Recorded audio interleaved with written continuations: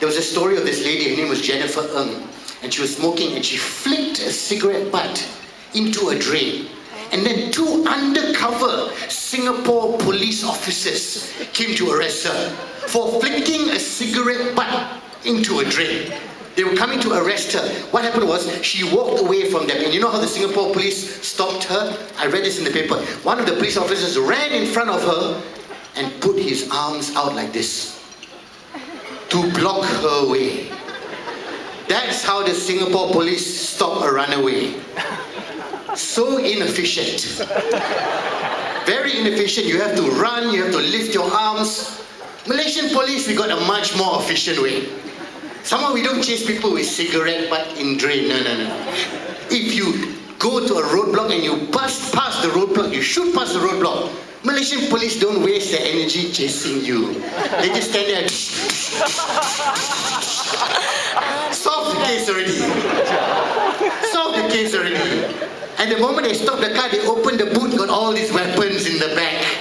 Case solved already. And they always have a nice press conference with the police inspector there telling the press that the people in the car were wanted criminals because look what was in the back of the car. Parang, samurai sword, Molotov cocktail, a Magnum 45 gun, 33mm bullets.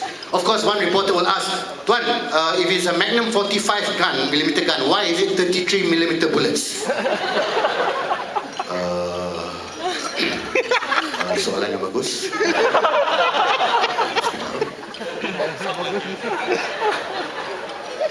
Because the 33 can fit inside the 45. Straight away saw 64 cases in Johor Bahru, Nilai, Penang, and East Malaysia. Have you noticed how efficient our cops are, man? That's the problem. Singapore, everything is so rigid. Everything is so controlled. You have no choices in Singapore. I tell you, I went to Singapore, I went there a couple of days earlier, and I realized this is a strange country. Everybody look like us, but they don't behave like us. I went to cross the road in Orchard Road. I tried to cross the road. I look, there's no cars. I want to cross the road. I cannot even cross the road properly. Singaporean came up to me, sir, you cannot cross the road here, sir. I said, why? We have a designated area for you to cross the road. Designated yellow box, sir. You have to cross over there. And then I look, all the Singaporeans gathered at the designated area. And they stood there. And even when there's no cars, they didn't cross the road. They stand there. They look up. Because there's a traffic light with the green man and the red man. You know the red man like that? The green man like that. They waited for the red man to turn green before they crossed the road. Wasting 45 seconds. I am Malaysian, ladies and gentlemen.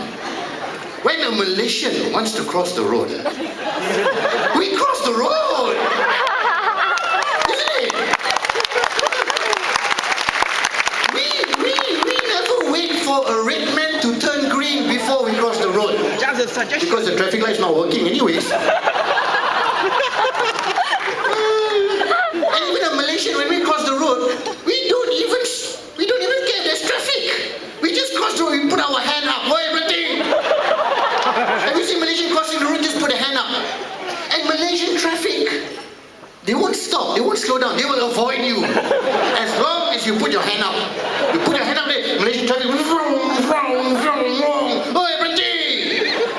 No, honestly, nobody gets knocked down crossing the road. If you see a newspaper report, somebody got knocked down crossing the road, he didn't put his hand up. This hand is very powerful in Malaysia. Not only can it stop and make you avoid traffic, it can also break past important security measures. Have you ever had a friend who lives in an apartment with gates and guards from Myanmar? You don't need to give your IC. You just drive up, roll down window, put your hand up. Dato! Hey, masuk. That hand can bring a gate up, man. That's the thing with Singapore. Everything is so perfect in Singapore. Everything is so perfect. You can't cross the road properly. You got no choices. I flew into Singapore, I arrived, I went to the arrival lounge, I went in to get my bags. I look at the baggage carousel, my bag already came out, I had to take my bag, I had no time to look around the Singapore airport, my bag already came out 3-4 times, it was going on, I had to take my bag.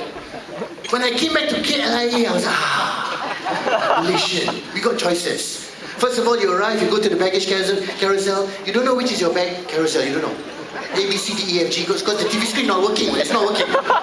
So you choose which carousel you want, you choose. You just look for other passengers who are on your flight.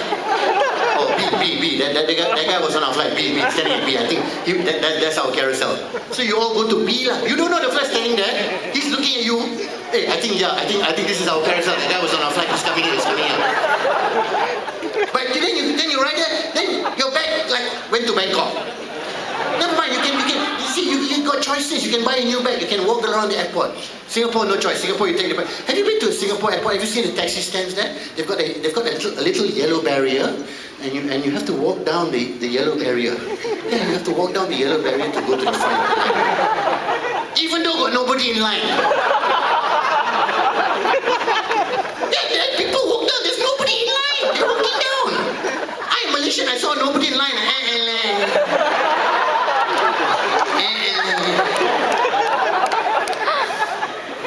I like that Malaysian word, That's a fantastic word. It's a Malaysian word. It doesn't mean anything, but it says everything. Your friend buys a new Porsche. Hi, Harith, look at my new Porsche. You don't have to say much, just give that word, Everything, it means everything.